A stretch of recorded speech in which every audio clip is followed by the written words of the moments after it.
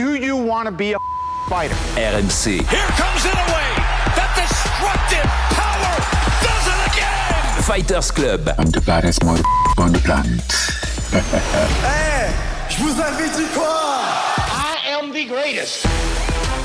Bonjour à toutes, bonjour à tous et bienvenue au 299e numéro du RMC Fighter Club, un Fighter Club qui remonte dans la cage ou qui remonte plutôt dans la cage judiciaire pour parler du cas Conor McGregor, reconnu coupable de viol. C'était à Dublin ces derniers jours et on va s'interroger bien sûr sur les conséquences pour la plus grande star de l'histoire du MMA. Avec moi cette semaine pour en parler, mon partenaire du Fighter Club, toujours là même après mes vacances, co-présentateur du podcast Au bord du ring, coach de pied-point de boxe anglaise, sa série Baba Versus qui vient de reprendre sur YouTube la saison 2 et commentateur notamment des One Friday Fights pour nous à RMC Sport. Comment ça va mon Baba? Salut Alex, bon retour déjà. Merci. Tu vois, je suis pas trop bronzé, tu sais, je prends pas trop le soleil.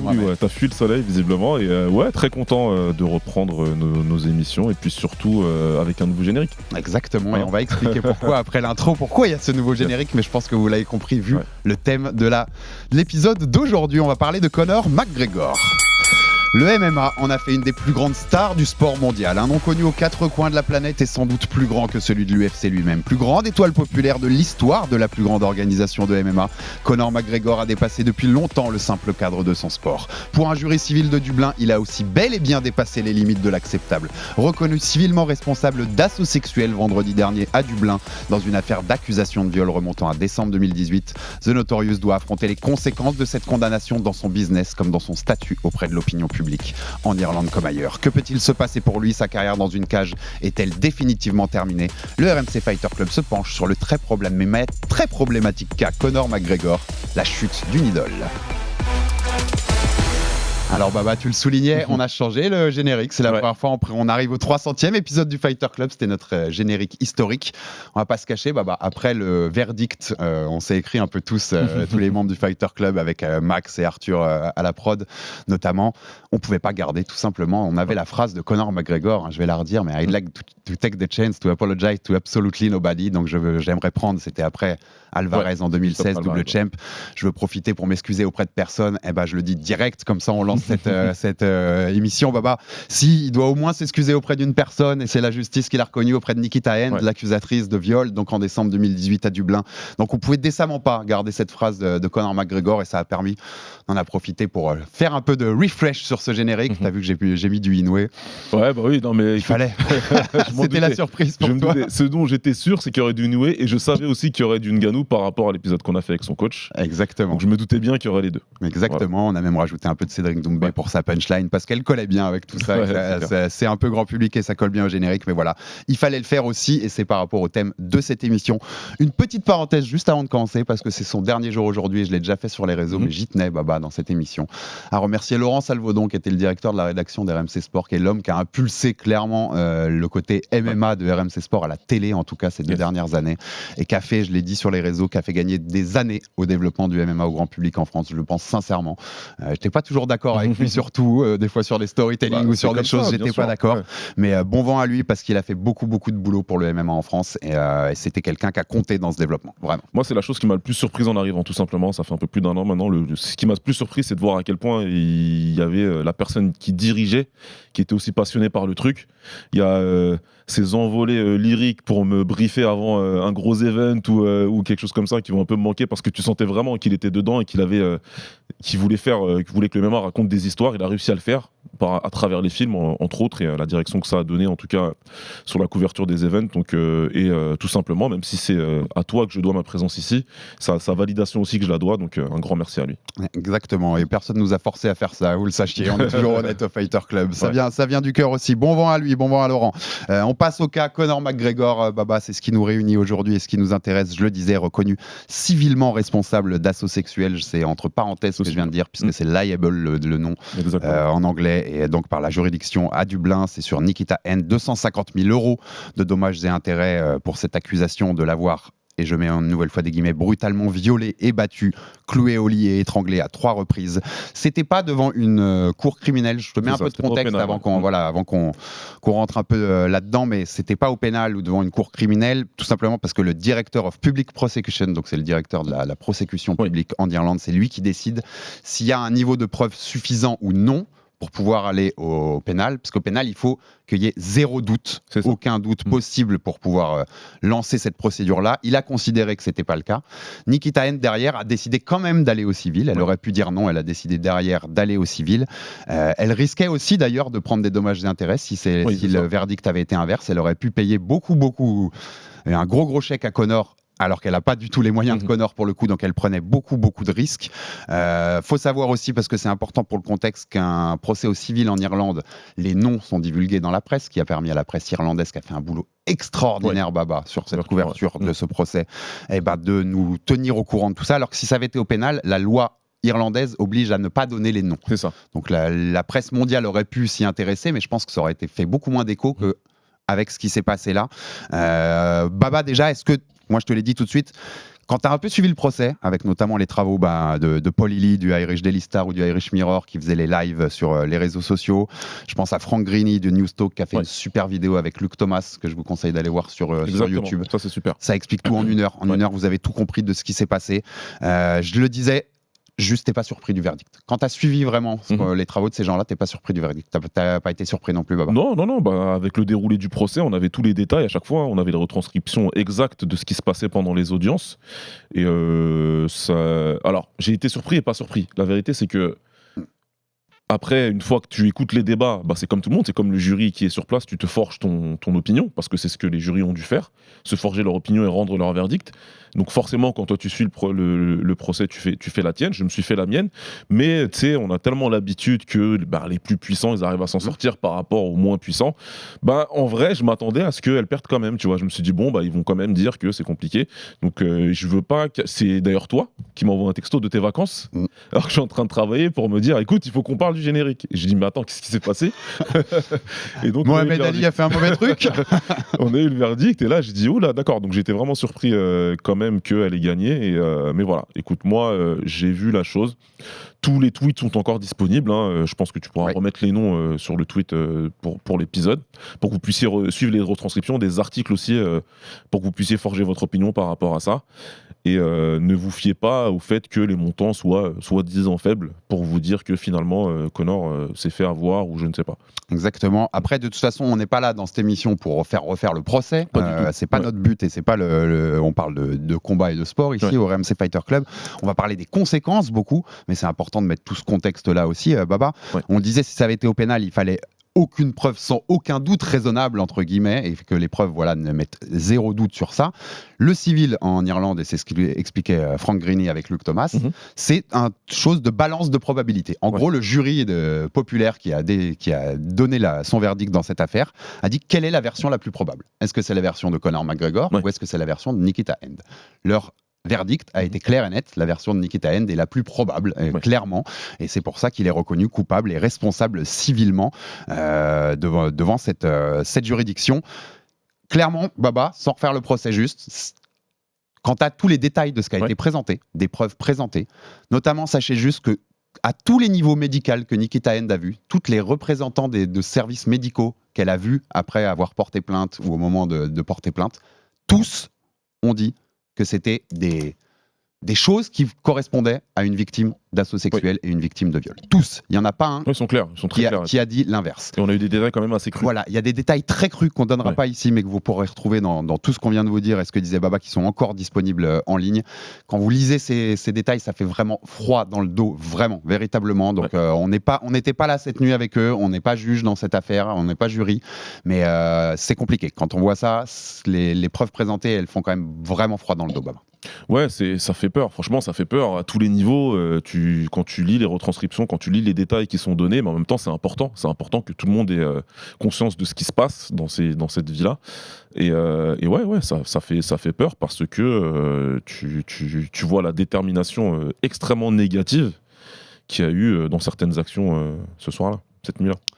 Savoir aussi que Conor McGregor, depuis cette accusation de décembre 2018, il en a quand même eu 5 autres.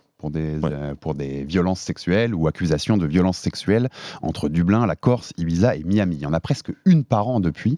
On va parler d'abord du retour de bâton sur son personnage et son business. Baba, si ça t'intéresse, je pense que tu as vu passer. Il y a un énorme backlash en Irlande déjà, clairement. On vous parlait des journaux irlandais. La violence, parce que c'est pas la même presse qu'on a chez nous. la violence des titres de la presse Ouais. irlandaise, Se cache pas. des éditos de certains mecs. Ils le détruisent, mais vraiment détruisent au point d'en parler comme d'un sous-homme, enfin comme d'un mec vraiment, d'un mauvais mec.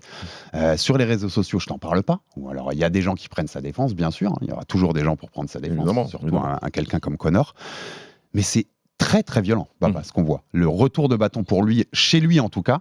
Tous ces rêves de mecs qui disaient, tu te souviens, ce mec sera président de l'Irlande. Ouais, Je crois qu'il a dit adieu à tout ça vendredi dernier, Baba. Bah bien sûr, mais c'est normal, c'est à la hauteur de deux choses, c'est à la hauteur de à quel point elle a été portée au nu déjà, et ça tout le monde le sait, tout le monde l'a compris au fil des années, et depuis aussi longtemps que l'homme documente la vie, que le plus haut on va te porter, le plus dur sera la chute, tout simplement, et c'est ce qui est en train de lui arriver, ça c'est la première chose, et la deuxième chose, il paye ses propres discours, c'est la personne qu'il essaye de vendre depuis quelques années, surtout depuis quelques mois même, parce qu'il s'est impliqué dans la vie politique irlandaise. Faut comprendre que, encore une semaine avant que le procès commence, il est en train de dire que les étrangers qui arrivent en Irlande viennent pour violer les Irlandaises.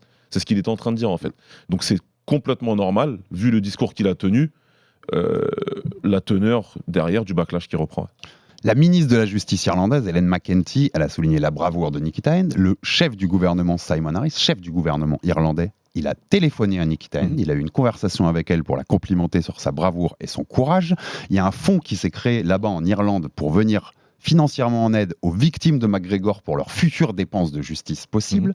D'ailleurs, Khabib Nurmagomedov, pour le coup, a relayé cette initiative sur les réseaux Ceux qui sociaux. sont actifs dessus. Oui, Ali Abdelaziz comme lui. Tous ses ennemis sportifs, quoi. Ça sort du bois de partout. Ali Abdelaziz, le manager de Khabib, t'en parlais là, qui fait un tweet où il dit McGregor s'est fait virer en septembre de Monaco et vous commencez à comprendre pourquoi. Donc il sous-entend des choses sur ce qui a pu se passer encore récemment, sur de nouvelles choses dont on serait même pas au courant aujourd'hui. Il y a le combat Paul Hughes contre Ousmane Nurmagomedov en janvier au Bellator. Ali lui dit viens pas à Dubaï parce que ça se trouve tu ressortiras pas de Dubaï, les autorités pourraient t'arrêter pour des choses. C'est logique ce qu'on voit en fait, Baba. Il y avait plein de gens pour qui attendaient que ça en fait. Pour Bien sûr. Qu'on aime ou qu'on n'aime pas le personnage, qu'on pense qu'on veut de ce qui s'est passé là. Mais là, il y a beaucoup de gens qui vont pas le rater au coin du bois. Ah non, mais encore une fois, c'est parce que l'inverse est aussi vrai. Il a utilisé aussi beaucoup de procédés comme celui-là. Hein. Il est tombé sur beaucoup de gens dès qu'il a pu, dès que des choses sont sorties, dès qu'il y a un défaut qui a été mis en lumière sur un de ses ennemis, entre guillemets sportifs, voire même politiques, il s'en est emparé. Mais c'est le jeu, j'ai envie de dire, c'est le jeu. Moi, j'ai toujours une réticence à voir des récupérations politiques et autres, notamment par rapport à la victime dans cette histoire. Bien sûr. Parce que, évidemment, tu vois des politiques sortir, mais ces politiques-là, ils n'étaient pas au soutien 3 semaines avant. Donc j'ai toujours du mal, j'ai toujours beaucoup de réticence, beaucoup de retenue par rapport à certaines récupérations. Ceci étant, il fallait s'y attendre. Lui, j'espère pour lui qu'il s'y attendait, ou qu'il n'est pas dupe, ou qu'il a un entourage qui l'a prévenu de ça. Mais en même temps, il y avait une telle impunité autour de lui. Juste par rapport à cette histoire, mais par rapport à d'autres, je rappelle qu'il y a une vidéo, par exemple, où on le voit, je crois que c'est à Miami, où il ramène une fille avec lui dans les toilettes, avec ses gardes du corps. C'est une des 5 accusations que je te parlais. Qui garde la porte. Il y a une vidéo, elle est claire et nette et précise. Son comportement, il est tel, et même dans le cadre sportif de ce qu'il a pu faire, je me rappelle de la conférence de presse contre Khabib, par exemple, et à quel point il était loin, dans le manque de professionnalisme, entre autres, c'est quelque chose auquel il fallait s'attendre, tout simplement. Je peux pas avoir de sympathie par rapport à ça. Je vais être clair, on lui a trop excusé. Le grand public, là, quand je dis on, c'est pas toi et moi, tu vois, mais on lui a trop passé de choses pendant longtemps à Conor McGregor, parce que c'est Conor, parce que c'est l'étoile, et parce que voilà. Ouais. Bien sûr, comme à d'autres grands sportifs qui ont été des stars et à qui, du coup, on passe tout jusqu'au pire. On peut leur passer tout jusqu'au pire et même si derrière la justice fait bien ou pas bien son travail, même si l'opinion des fois préfère se ranger du côté de la star, il faut regarder les faits en face, il faut regarder tout ce qu'il a pu produire depuis qu'il est devenu une star. Et sur cette histoire-là, le simple fait qu'il soit parti sur une soirée remplie de coke et de choses, alors qu'il a femme et enfant qu'il entend à la maison, et qu'il est un sportif professionnel, écoute, ça dit beaucoup déjà du personnage. Tu sais que c'est marrant que tu ouvres ça parce que tu as vu, je pense aussi que sa compagne, parce que je crois qu'il n'est pas marié avec Dee Devlin, avec qui il a plusieurs enfants, McGregor, l'a défendu. J'ai vu ça, et c'est son droit de défendre son homme sur les réseaux sociaux en attaquant très violemment l'accusatrice Nikita Hand, disant par exemple qu'elle préviendrait ses enfants que des femmes comme elle existent et peuvent faire des choses comme ça. Le jour où il fait ça, puisqu'il a lui-même reconnu pour le coup qu'il avait eu cette relation sexuelle, il lui dit que c'était consentant, mais au contraire de Nikita Hand, mais il a reconnu ça. Elle était enceinte de 8 mois, puisque le deuxième enfant, il est né en janvier 2019. Donc, avant de donner des leçons d'éthique et de morale, quand même, il a fait ça au moment où sa femme était enceinte de 8 mois. C'est pour vous dire aussi quel personnage c'est pour le coup sur ça. Ah oui, non, mais après, sa femme, son compagne, écoute, si elle veut rester avec son compagnon, si, comme elle le dit, ils ont réglé leurs problèmes il y a déjà plusieurs années par rapport à ce qui s'est passé. Oui, ça, on n'est personne pour juger. Faites ce que vous voulez, c'est votre vie de couple. Maintenant, c'est clair que donner des leçons, j'espère aussi qu'elle préviendra ses fils ses enfants, que des hommes comme son mari existent. Il y a des réactions à ce qu'elle a dit sur les réseaux en Irlande, Baba, qui sont incroyables. Moi, j'ai vu des réactions à ça, au message qu'elle disait, je vais prévenir mes fils, là. Je le dis même pas ici parce que ça peut être de la diffamation, mais où des gens sortent des histoires très précises d'enfants possiblement cachés ou des choses comme ça. Ça va très très loin en Irlande, le retour de bâton là. C'est ouf parce qu'avec tout ce qui sort là depuis le verdict, tu sais, si tu prenais un sportif, tu faisais un film, Alex, tu vois, je te donne un scénario, je te donne un budget Netflix et tout, t'es millionnaire, tu fais ce que tu veux, et je te dis de décrire la vie d'un sportif qui vient des bas-fonds et qui devient superstar, mais que quand même pour pouvoir tenir en haleine le public, j'ai besoin que tu mettes des obstacles, des choses. Je crois que tu ferais exactement ce que Conor a fait. Tu l'écrirais dans ton script en fait, et moi je te dirais tu vas trop loin, c'est quand même abusé là. Tu as mis tout, alors qu'il va peut-être faire une ou deux de ces choses, mais pas tout. En fait lui il a tout fait littéralement, ou en tout cas toutes les histoires qui tournent autour d'un sportif de haut niveau qui ferait n'importe quoi, qui partirait en cacahuète derrière, elles sont attachées à son nom, quoi qu'il arrive. T'avais raison de préciser un truc, c'est que les récupérations politiques, il faut toujours faire gaffe, parce que par exemple, pourquoi le chef du gouvernement aussi prend le parti? Parce que McGregor, depuis des mois et des mois, insulte le chef du gouvernement en question. Donc il a aussi le bon rôle pour le coup de prendre la partie adverse, et c'est normal. Il y a des conséquences dont on voulait évoquer aussi sur le business, qui ont été directes là pour Conor McGregor. Donc IO Interactive, qui avait mis son personnage dans le jeu Hitman, je suis pas très jeu vidéo, Baba, donc je sais pas trop ce que c'est, mais a coupé ses liens avec lui et a retiré le personnage dès l'annonce du verdict ou quelques heures après. Proximo Spirit, qui détient Proper 12, vous savez, sa marque de whisky, la marque qu'il avait lancée il y a quelques années, a arrêté son association marketing et promotionnelle avec lui. Alors pour le coup, il avait déjà fait 600 millions avec la vente, c'est lui, Proximo, c'est le nouveau propriétaire de Proper 12, donc a racheté la marque à McGregor. Il a fait 600 millions, il a pris un chèque de 600 millions pour ça. Ils avaient décidé de garder son visage. Exactement. Donc il a déjà fait le jackpot financier là-dessus, donc il est plus le visage marketing, mais c'est comme ça. Il y a des supermarchés comme Tesco et Spar qui vendent plus aucune marque aujourd'hui, là, depuis quelques jours, associée à McGregor. Il a notamment une marque de bière, par exemple, Forge Irish Tout. Ils ont retiré tout ça de leurs supermarchés et de leurs enseignes. Directement, sans attendre l'appel ou quoi que ce soit. C'est direct ce qui se passe. Eddie Hearn, le promoteur de boxe, célèbre patron de Matchroom Boxing, qui avait un partenariat avec la marque de bière Forge Irish Tout, il laisse entendre là qu'ils vont faire une grosse enquête rapidement et qu'ils vont sans doute couper les liens également. Oui, il n'a pas voulu l'annoncer direct, mais en gros, c'est ce qu'il va faire. Ça, c'est logique aussi, Baba. On s'y attendait, mais dans l'époque d'aujourd'hui, et c'est bien quand je dis ça, moi je le dis dans le côté, c'est bien. Il y a une époque où tout ça, on le mettait sous le tapis et quand c'était des stars et ça existait presque pas. Mais c'est logique ce qui se passe. Le retour là, il est logique. Mais ce que j'introduis là, c'est parce qu'il y a une autre société qui est liée à lui qui n'a pas du tout réagi. Il y a un silence qui est extrêmement bruyant. Mais ce côté business, on est d'accord, il est logique. Dans le monde moderne dans lequel on est, c'est normal. C'est normal parce que tout est lié à l'image. Tout est lié à l'image des athlètes. Et quand tu es un athlète comme ça qui a transcendé un petit peu les barrières sportives, ce que les marques veulent être associées à ton image. Maintenant que l'image, c'est ça, et peu importe, il y aurait un appel derrière, comme tu le dis, etc. Là, l'image aujourd'hui de McGregor, une marque qui veut faire du business, raisonnablement, ne peut pas rester à collaborer avec cette image-là. C'est pas possible. Ça, c'est clair. Donc on voit que c'est une chute globale, c'est une chute globale de l'icône irlandaise. Encore une fois, Alex, la vérité, c'est que même sur ça, je suis un peu surpris. Je pensais pas que ce serait de cette ampleur-là. Oui, vu le bonhomme que c'est, je suis d'accord, et ça montre que il y en a qui... Une prise de conscience. Une prise de conscience totale, et on va pas dire le mot crûment, mais ça les a posés sur la table à un moment. Ouais, clairement. Sur beaucoup de choses, parce que c'est une telle star, et il a beaucoup de fans, on le dit. Il y a aussi beaucoup de gens qui le défendent encore aujourd'hui. Il y en a encore. Qui s'acharnent et qui vont trouver le moindre, vont regarder un petit mensonge qu'a pu dire Nikita N pour dire regardez, voyez, ça prouve qu'elle. Non, mais c'est important. C'est les stars. On sait que les stars ont leur public derrière leur. Oui, voilà, c'est comme ça. Aéropage de fans. Comme ça. Il y a des gens qui voudront pas, et puis il y a une aura mystique. Il y a Mike Tyson qui a combattu il y a 3 semaines. On va y venir parce que c'est une bonne jurisprudence. C'est intéressant à voir. C'est pas le meilleur personnage du monde. Je peux même remonter jusqu'à Mohamed Ali. Moi, quand j'ai fini par comprendre certains comportements qu'il avait eus, bah ça fait mal parce que tu l'as érigé en rang de héros dans ta tête et c'est compliqué. Donc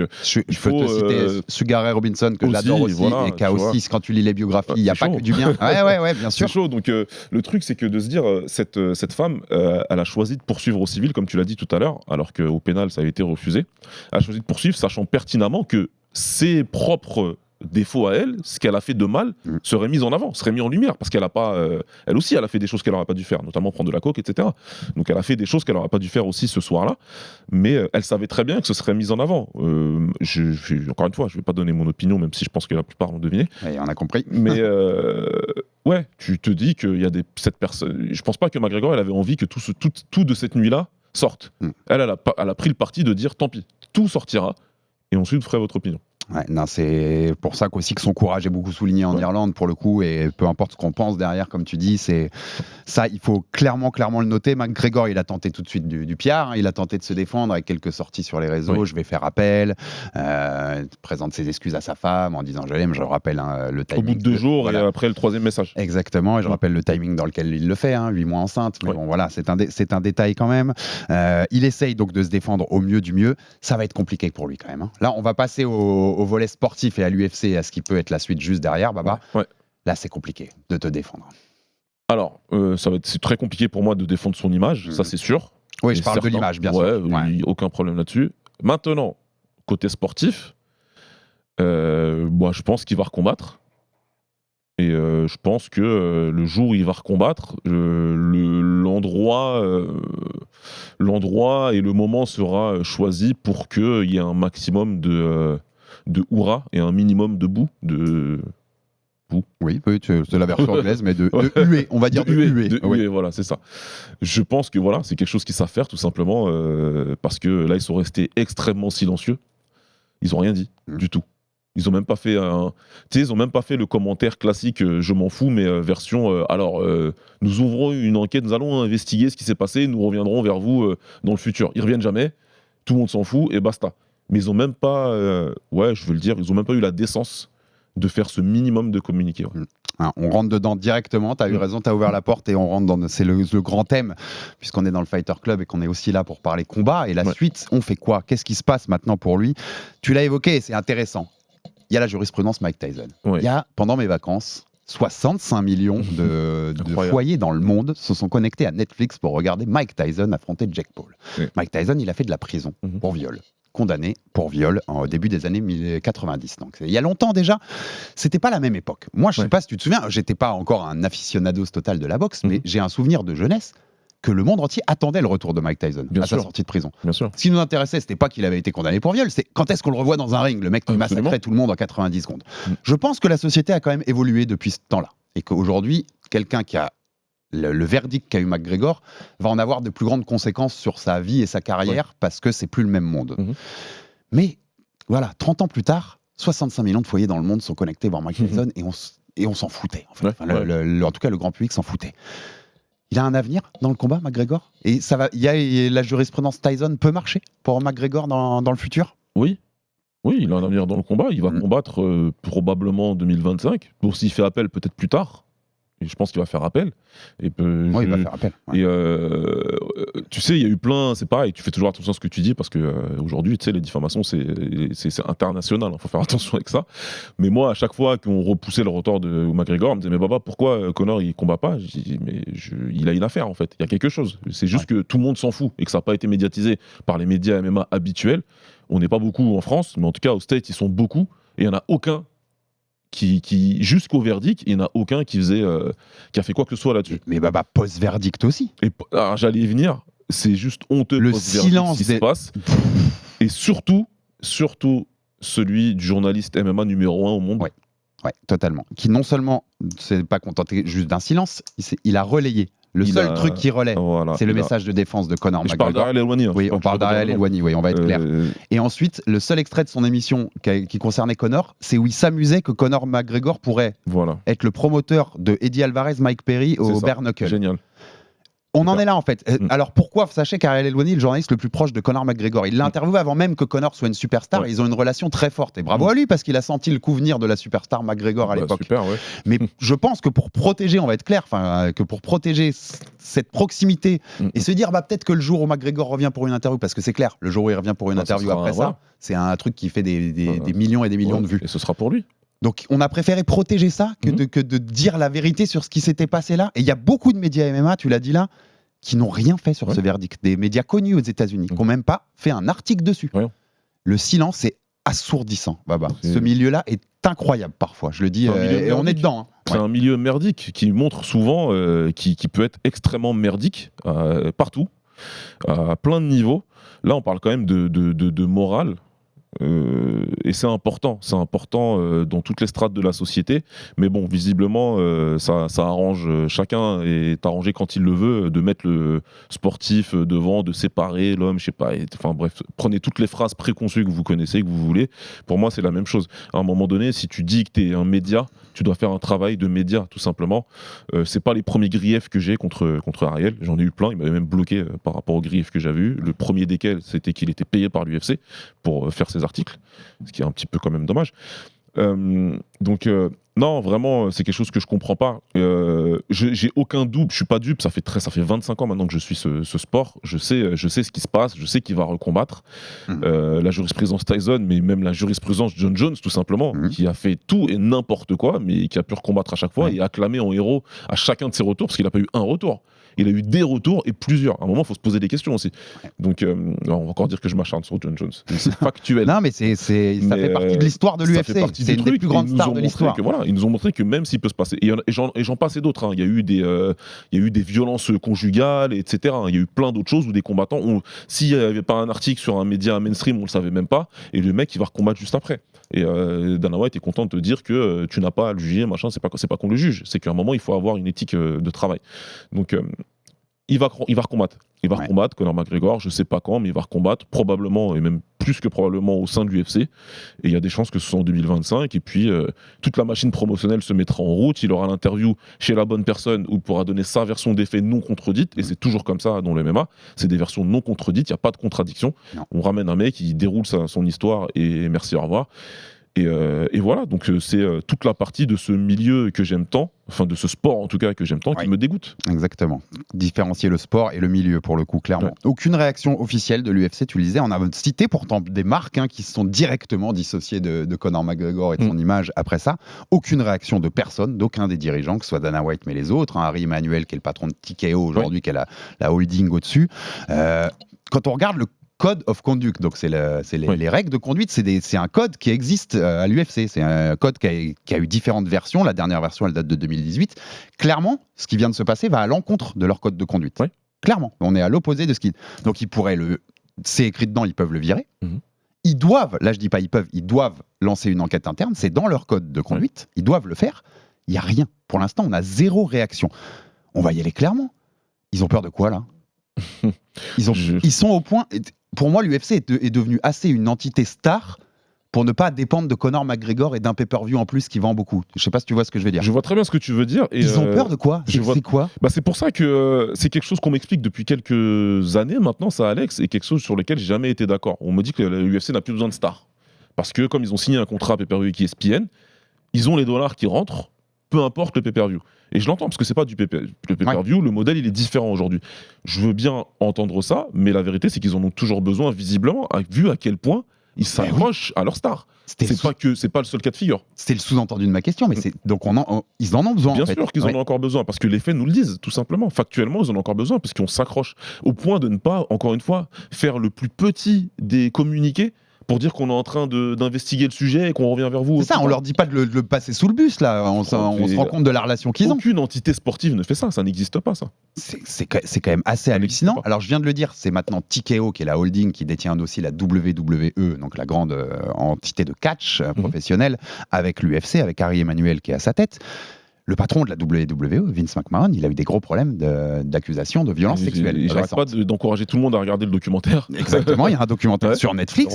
Il a été écarté tout de suite par TKO. Alors, il a été, une fois qu'il y a eu certaines affaires qui sont arrêtées, ils l'ont rappelé, puis ils l'ont réécarté, je crois, si j'ai bien compris le truc. ce mec avait des actions de TKO. Ouais. J'ai lu, c'est notamment les travaux, je vous renvoie à Ned Wilcox du Mhm. site The MMA Draw qui a fait un super article sur tout ça et qui explique bien, il est beaucoup plus dangereux, un Vince McMahon pour TKO, que Conor McGregor. Il avait des actions de cette société-là, c'est le patron de la WWE depuis des années, voilà, exactement. Il avait un pouvoir de nuisance beaucoup plus grand. Bien sûr. Pourtant, ils l'ont écarté direct. Dès qu'il y a eu les premières accusations, tu ne fais plus ça avec des communiqués de presse, avec voilà, en expliquant clairement leur position et qu'il y avait un problème et que tant qu'en tout cas ils n'avaient pas la réponse à ces choses judiciaires, eh ben on le mettait de côté.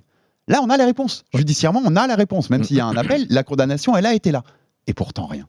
Je te jure, moi, je comprends ce que tu dis, qu'ils ont quand même besoin de lui, mais ça m'hallucine. Ouais, bah, c'est à eux d'expliquer pourquoi. Dans ce cas-là, ils auraient besoin de ça, puisque toute sa vie, il nous met en avant certains chiffres.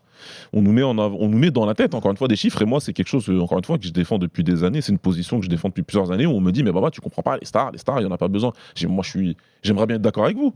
Mais dans ce cas-là, pourquoi on fait autant pour retenir certaines stars, pour faire revenir certaines stars, pour prendre une énorme pelle et nous enfoncer au fond de la gorge, à quel point un tel et tel combattant, oubliez ce qu'il a fait de mauvais, c'est juste le GOAT, etc., ou le meilleur combattant, vous avez besoin de son retour, hypez-vous pour son retour. Bah écoutez, c'est la preuve que visiblement, en tant que sport, en tant qu'entité sportive qui se dit au niveau de la NBA, de la NFL et compagnie, et attention, je te dis pas que c'est des compagnies, c'est pas des anges, hein, c'est des compagnies du démon aussi, ça.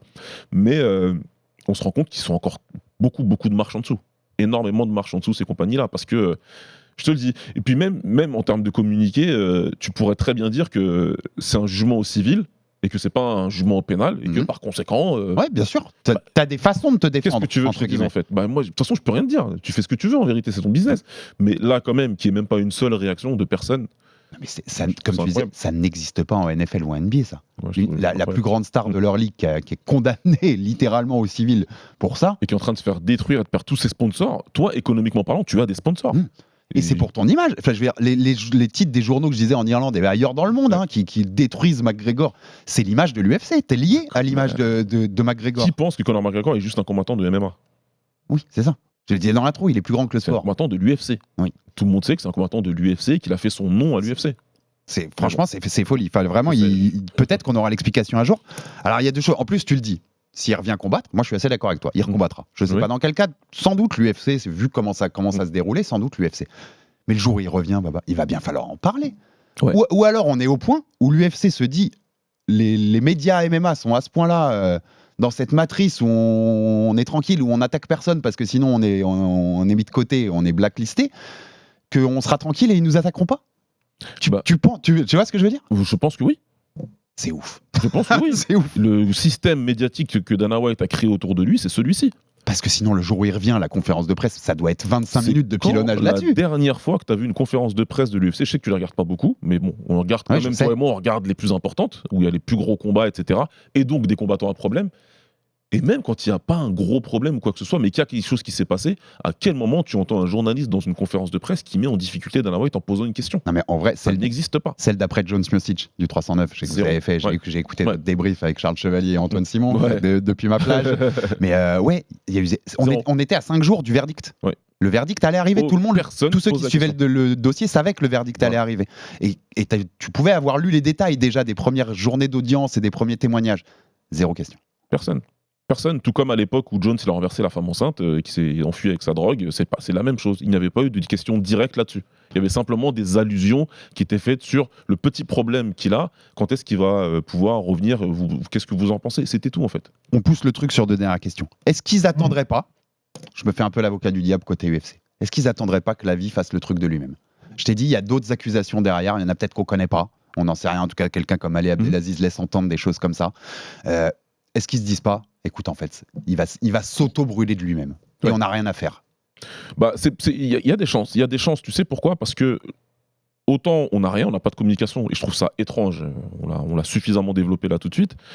Autant on voit bien qu'il y a un changement d'attitude de Dana White envers McGregor et à propos de McGregor. Quand il en parle, il est saoulé et il reste le plus énigmatique possible. Oui, il va recombattre en 2024. Oui, il va recombattre en 2025. C'est tout ce qu'on a en fait. Il n'y a rien, il développe jamais. On n'a plus c'est notre plus grande star. On n'a plus le Conor, Rien. Pas une marque d'affection, que dalle, juste factuellement, il va recombattre peut-être en 2025. Franchement, t'as l'impression que sa réponse, c'est quoi? C'est vas-y, arrêtez de me saouler avec ça. Donc ouais, moi je peux, c'est possible, c'est envisageable qu'ils se disent, parce que eux, quand même, parce que ils veulent pas communiquer envers le public et envers les médias, mais il faut pas croire, hein, ils savent absolument tout, Ouais. ils savent tout ce qui se passe, ils savent les histoires qui peuvent potentiellement sortir, ils savent ce qui a été couvert, etc. Donc peut-être que eux savent qu'il y a d'autres trucs qui vont sortir prochainement. Et la deuxième possibilité que j'ai vu tourner aussi, est-ce qu'ils veulent le garder aussi dans leur aéropage, entre guillemets, parce on rappelait, il a encore 2 combats au contrat, je crois, Conor McGregor dans son contrat. Parce que tu l'as dit, c'est le monde des sports de combat.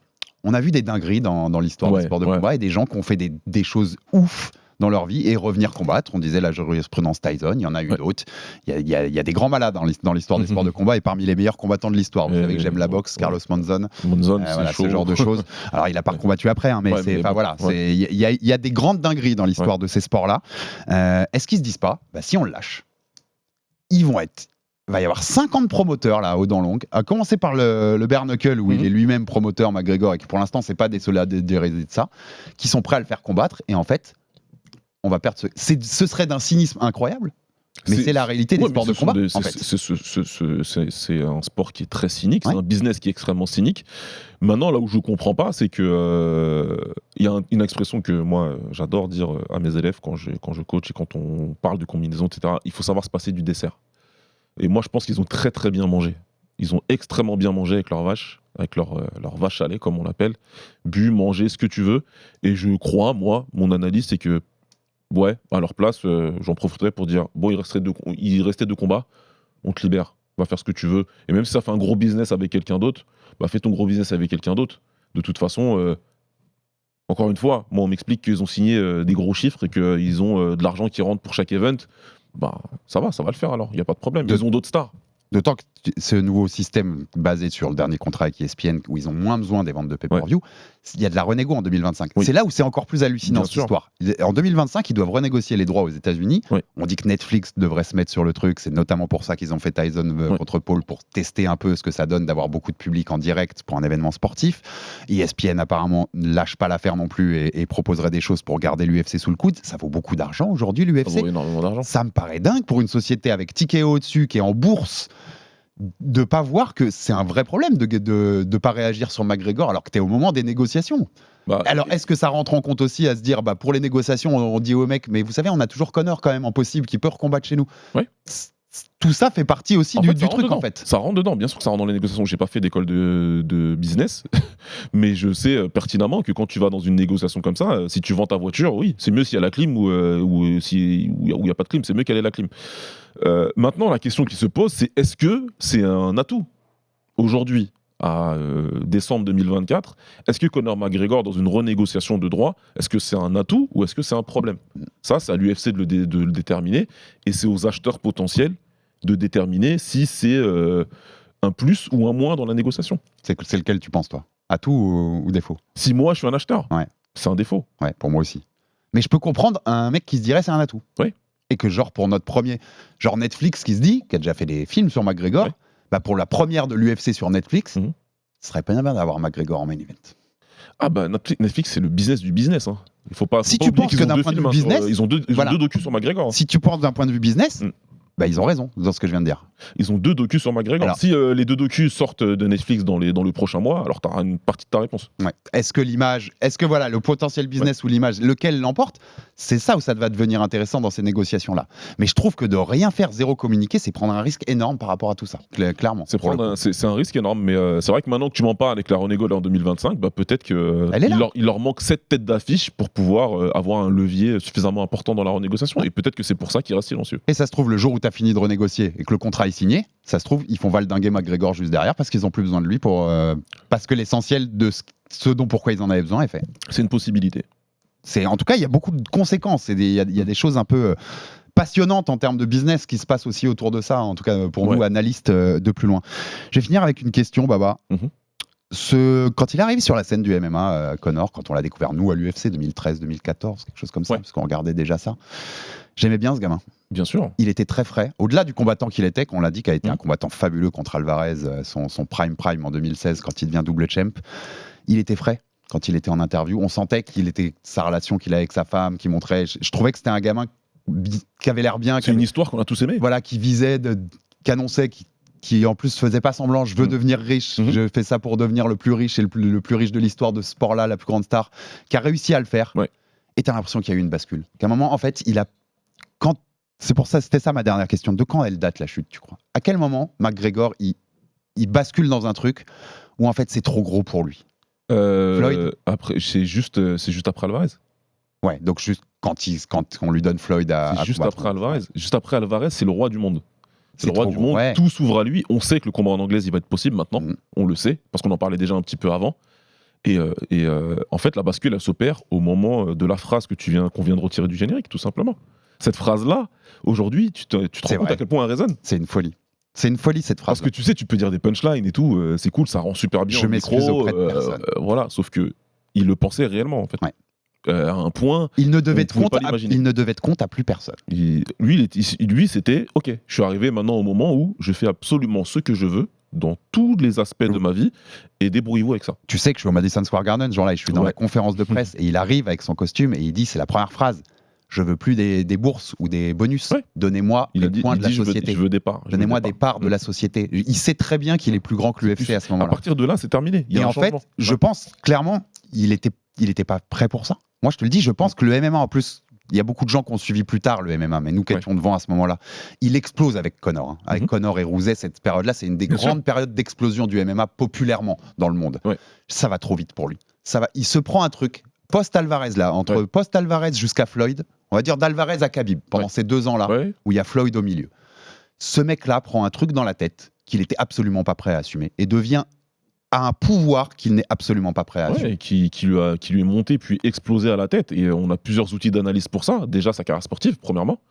Parce qu'après Alvarez, c'est le désert. Ouais, c'est clair, net et précis. Hein. Il se passe pas grand-chose à part sa victoire contre Ned Diaz. Ensuite, encore une fois, cet event-là, moi, tu sais, ce que je me suis dit en fin de compte, c'est que c'était un mec qui disait et qui montrait de l'humilité dans la victoire comme dans la défaite. Après ses victoires, il prenait le micro, il rendait hommage à son adversaire, il avait toujours un mot pour le peuple ou quoi. Et là, c'était non, je m'excuse auprès de personne, je monte, vous avez vu comment je suis beau, je veux des parts de la société. Et pour moi, à ton plus haut dans ta vie et à ton plus bas dans ta vie, c'est que ces 2 moments-là où tu montres qui tu es vraiment. C'est tout. Et je pense que on a vu qui c'est. On a vu qui c'est et il a montré en tout cas au monde qui il était. Mais quelqu'un aura les épaules pour assumer ce qui lui est arrivé? Ou c'est très Non, difficile? c'est compliqué. C'est un sujet qui est très pour ça compliqué. qu'on donne- Je le dis Ouais. tout le temps. Je suis le premier à essayer d'apporter du contexte, à essayer d'apporter. Quand on parle des footeux, par exemple, des jeunes footeux qui ont pas grand-chose, qui rentrent en centre de formation à 13-14 piges, qui en sortent à 19-20 ans en signant un gros contrat et que derrière on les fait chier parce qu'ils s'achètent une Ferrari, parce qu'ils s'achètent un truc, c'est des gens qui n'ont jamais rien eu. Calmez-vous. Et c'est comme ça que je voyais McGregor au départ. Laissez-le tranquille. Il vient de loin, il a travaillé pour son rêve, il a obtenu son rêve, il s'achète des costards de fou, des voitures de fou. Il parle, ok, c'est pas grave. Mais il y a une bascule qui fait que c'est devenu derrière très très très mauvais. Donc je sais pas s'il y a des mecs qui sont équipés pour ça. On nous disait que Kylian Mbappé était équipé pour ça. Regardez aujourd'hui. Des fois c'est plus tard que ça t'arrive, mais Aujourd'hui c'est très compliqué pour lui difficile à assumer. psychologiquement. Et je te jure, moi je mets une différence avec le foot, parce que le foot ils sont quand même un minimum, même si on voit qu'il y a eu des dérives, il y a eu moult dérives, Ouais. il y a un minimum d'encadrement, Ouais. avec souvent des grosses teams autour, des agents, Ouais. même l'équipe avec le staff des équipes qui sont là, t'es au club tous les Ouais. jours. Les gars, dans le combat, quand t'es McGregor et que tu sors d'Alvarez ou de Floyd, tu rentres chez toi. Ouais. La salle, c'est ta salle, parce que la salle de Cavana, Tout à toi, ouais. c'était lui le patron en vrai de tout ça. Il faisait ce qu'il veut. Tu viens t'entraîner quand tu veux. Si tu veux virer tout le monde de la salle pour l'avoir que pour toi, tu le fais. Ouais. T'es le roi du monde, littéralement. Il n'y a plus rien qui t'arrête nulle part. J'avais dit à un de mes élèves quand McGregor il était devenu double champion, etc. Et on rigolait, parce que moi je le préparais littéralement pour une Coupe de France classée. Littéralement. En Muay Thai. Et il me disait, tu vois, et tout, quand on va arriver, que je vais devenir pro, tout ça, que je vais tout casser, que je vais combattre et tout. Je dis, mais je serai toujours ton coach, moi. Je dis, moi, je serai toujours ton coach et j'aurai toujours l'ascendant. Ce sera toujours moi ton coach, en fait. Sauf si tu veux plus, et dans ce cas-là, tu feras ton chemin ailleurs. Et lui, il me disait, ouais, comme McGregor, j'ai l'impression que c'est lui qui est devenu le coach de sa salle. J'ai rigolé, j'ai rien dit, j'ai continué à tourner pas haut, mais c'est le truc le plus vrai qu'il m'ait dit. C'est vrai, à partir de là, il n'y avait plus d'histoire de j'ai un coach qui me dit quoi faire, etc. Conor se présente, s'entraîne quand il a envie de s'entraîner. Il avait décidé de faire sa préparation au Portugal. Il a ramené toute sa team au Portugal quand il avait préparé Poirier. C'était assez marquant, tu vois. Et c'est très compliqué parce qu'il a gagné ce droit, d'un certain sens. Oui, tu vois ce que je veux bien dire. sûr, bien sûr. Il l'a Bien gagné sûr. entre guillemets avec ce Mais qu'il a fait. le sport, c'était à peu près un des derniers terreaux où tu pouvais devenir millionnaire, mais tu avais quand même quelqu'un au-dessus de ta tête qui te disait mon gars, il faut que tu fasses 25 burpees. Et tu vas faire tes 25 burpees et tu vas t'entraîner quand je vais te dire de t'entraîner et tu vas faire attention à ce que tu manges, etc. Sauf qu'il avait dépassé tout ça. Tout simplement, il a dépassé le sport, il est devenu plus grand que le sport et ça lui a brûlé les ailes. Elle est vraie cette image d'Icar finalement. Ouais. Et moi, je tenais sur la fin à dire, pour que les gens comprennent qui suivent de loin ce qui se passe dans ce genre d'affaires ou qui est vraiment Conor McGregor chez lui en Irlande. Moi, j'ai lu des livres dessus, j'ai parlé avec des journalistes comme Nicolas Tallant, qui est une grosse journaliste qui s'est beaucoup occupé des affaires de mafia là-bas et de Daniel Kinahan. C'est lié notamment à Tyson Fury. On avait déjà fait des épisodes là-dessus et des articles sur RMC Sport. Cette information, elle n'a pas pu sortir pendant le procès parce que ça a été interdit par la justice irlandaise. Elle est sortie juste après le verdict. Des gens cagoulés se sont introduits chez Nikita End, chez l'accusatrice, en juin, avec des couteaux. Son copain de l'époque, il a pris un coup de couteau dans le ventre par ces gens cagoulés qui se sont introduits chez elle. Une autre de ces accusatrices, celle d'Ibiza, celle sur le yacht à Ibiza, elle s'est fait brûler sa voiture à Dublin quelques temps après son témoignage et plusieurs briques ont été envoyées dans son domicile, dans les vitres de son domicile. La sœur de McGregor, Aofi, elle est mariée avec Graham Whelan, qui est une des anciennes têtes pensantes du clan Kinahan. McGregor est lié depuis l'enfance à des gens qui sont dans le clan Kinahan et dans la mafia irlandaise. Son pub, The Black Forge, à Dublin, pour beaucoup de journalistes irlandais, dont ceux que je viens de citer, ils ont eu toujours des suspicions qu'il était plus ou moins lié aux activités mafieuses et qu'il y avait peut-être même une sorte de blanchiment derrière tout ça. Je mets beaucoup de serais, j'ai aucune accusation, mais c'est ce qui se dit dans les médias irlandais, clairement. On ne se rend pas compte aussi de l'influence qu'a McGregor sur toutes ces histoires là-bas. C'est un personnage qui est en Irlande aujourd'hui et d'un sulfureux incroyable avec tout ce qui s'est passé. Non, ça brûle. Moi, c'est mon grand ami Dara Nugent, peut-être que tu suis d'ailleurs aussi sur Twitter, et qui en parle depuis des années, et qui dit que voilà, vous savez même pas à l'international, vous imaginez même pas le nombre d'histoires qui sortent au quotidien sur lui, le nombre de choses, de soupçons et de liens obscurs qu'il y a autour de lui.